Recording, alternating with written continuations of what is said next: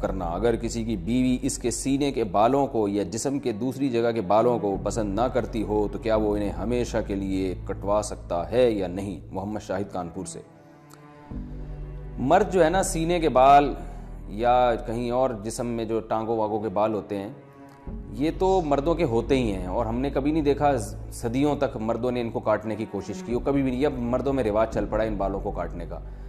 تو اس کی زیادہ تر وجوہات تو ہوتی ہیں جو جن میں نسوانیت ہوتی ہے نا، وہ یہ بالوں کو کاٹتے ہیں، ورنہ مرد تو نہیں کاٹتے یہ بال، تو ہمیشہ سے رکھتے ہی آئے ہیں۔ جو اللہ نے قدرتی طور پہ مردوں کو سینے پہ بال دیے ہیں یا ٹانگوں پہ بال دیے ہیں، تو وہ خواتین کی طرح وہ بھی شروع ہو گئے ہیں آج کل بالوں کو صاف کرنا۔ تو پتہ نہیں کیا مقصد ہے ان کا۔ بعض مرد یہ کہتے ہیں کہ ہمارے سینے کے بال اتنے زیادہ بڑے ہو جاتے ہیں کہ اس میں پسینہ جم جاتا ہے، بدبو آتی ہے، تو بھائی روز نہا لیا کرو۔ لیکن بہرحال ان بالوں کے کاٹنے یا نہ کاٹنے کے بارے میں ہمارے پاس شریعت میں کوئی واضح حدیث یا قرآن کی آیت موجود نہیں ہے۔ اتنی بات ہے کہ تغییر خلق اللہ، اللہ کی تخلیق کو بگاڑنا یہ حرام ہے۔ تو کوئی مرد اگر نسوانیت کے لیے، عورت بننے کے لیے، کہ میں لیڈیز تھوڑا ذرا سا ایسا چمکتا ہوا نظر آؤں،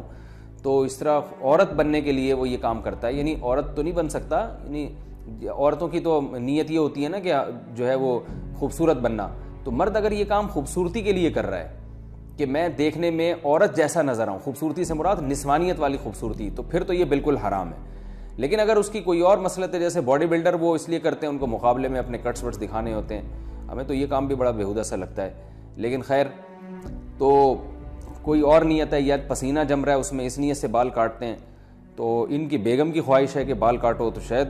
ان کو بدبو آتی ہے ان بالوں سے، تو اگر کوئی معقول وجہ ہے تو کاٹنے میں کوئی حرج نہیں ہے۔ لیکن میرا خیال ہے کہ یہ کام اتنا مزیدار ہے نہیں، پسندیدہ کام ہے نہیں، کیونکہ اس کا رواج جب مردوں میں آئے گا تو نسوانیت پھیلے گی اس سے۔ جائز ہے ان تمام تفصیلات کی روشنی میں، لیکن بہتر نہیں ہے۔ جو چیز جس طرح صدیوں سے چلی آ رہی ہے اس کو چلنے دیں۔ ہاں، اگر سینے کے بال بہت بڑے ہوئے ہیں اور بیوی کو اس سے تکلیف ہوتی ہے تو پھر ایک الگ بات ہے، اس کو کاٹ سکتے ہیں۔ بیوی کو طلاق، اور دوسری بات یہ بھی ہے کہ ہمیشہ کے لیے، تو بھائی ہمیشہ کے لیے تو کیا پتہ آپ کی بیگم کا انتقال ہو جائے، اللہ نہ کرے، اللہ ان کو زندگی دے، پھر آپ کو دوسری شادی کرنے کی ضرورت پیش آئے، تو پھر وہ نئی والی بیوی آئے، اس کو بال، وہ کہے کہ بھائی